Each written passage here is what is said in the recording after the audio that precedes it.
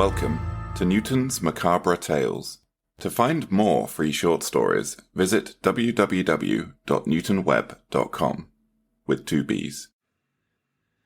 The Diadem of Kings by Newton Webb. José led his men under the thick jungle canopy. Wet, fetid plants smeared grime over their polished breastplates. The oppressive heat weighed down upon them. Raucous birds and insects competed to outdo each other in a cacophony.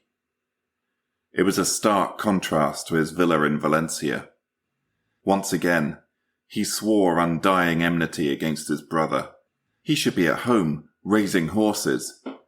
Instead, he was disinherited, traipsing through the vibrant green hell, and battling a world full of creatures great and small who all wished death upon them. Puzo, the heathen assigned to them, was unbothered. His tattooed and pierced body was unscathed by the jungle horrors. Only the ungodly could survive a hellscape such as this. Nay, not survive, thrive, like vermin. Suddenly, the jungle parted, and below them lay a vista which caused his men to pause in wonder. The jungle had almost entirely reclaimed an ancient pyramid. The great slabs were lost between a glittering green shroud, adrift in a viridescent sea. José farted. Loudly, proudly, and in utter defiance to the verdant paradise in front of him. Let's get this done, so that we can return to civilization. His men snapped their eyes back to face the front. If there was as much gold in the foul structures as the savages boasted, gold that rightly belonged to the church, then he could return home in glory. The Sherpas set up a base camp, whilst the soldiers began the descent, using steps barely discernible from scree. As they lowered into the valley, the humidity rose, making breathing difficult. He took the opportunity to curse his brother once again. They began walking through a large boulevard. The stones seemed to pulse with life. Thick vines gave the sickly appearance of the structures having pulsing veins roped around them. The plants shuddered under the leather boots of the conquistadors. Some of the more foolish and heretical soldiers gawked at the temple in slack-jawed awe. Eyes front! This abomination is nothing more than an idol to false gods. His attention returning, he saw Puzo had vanished. The imbecile was meant to stay in sight at all times.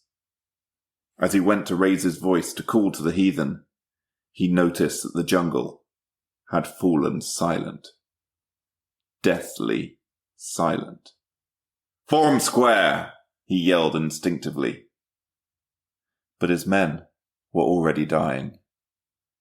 From the vegetation came apes, grey of fur and gargantuan of size. They piled into the formation. A serried volley cracked from those still able to fire with little effect, their musket balls serving only to enrage the savage beasts.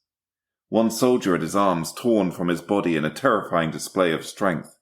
Another, his helmet lost and sword impotent, has his skull crushed by the ravening jaws of his quarry. José aimed his pistol at it, and then did the only thing a true Christian could. He lowered the pistol, dropped, and rolled under the foliage, saving his soul from the hell-spawned creatures. Listening to the carnage, José crawled until he was clear of the ruins. The usual sounds of jungle chaos resumed its strident song as he escaped the massacre. He stood up, slapping at an insect bite on his neck. In front of him stood Puzo. "Heathen! Where were you when my men were martyred?" Puzo regarded him coolly. "I was recovering what was rightfully mine." He held up a shining gold crown. "The Diadem of Kings, my birthright, long lost to the jungle." José lurched forwards, hands outstretched, but dizziness staggered him. Puzo remained standing, watching him with disdain. "Who are you?"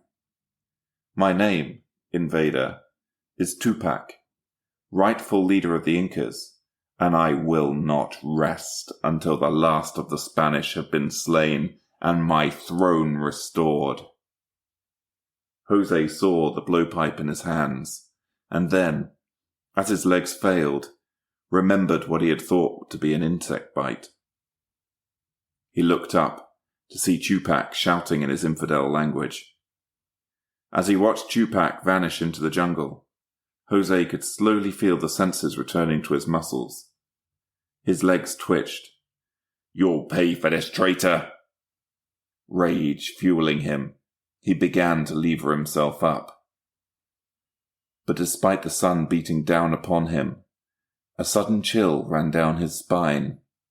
He could hear the apes again. They were coming closer, and they sounded hungry.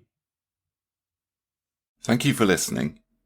To get notified every time a new episode is released, please click follow or subscribe and turn on all notifications.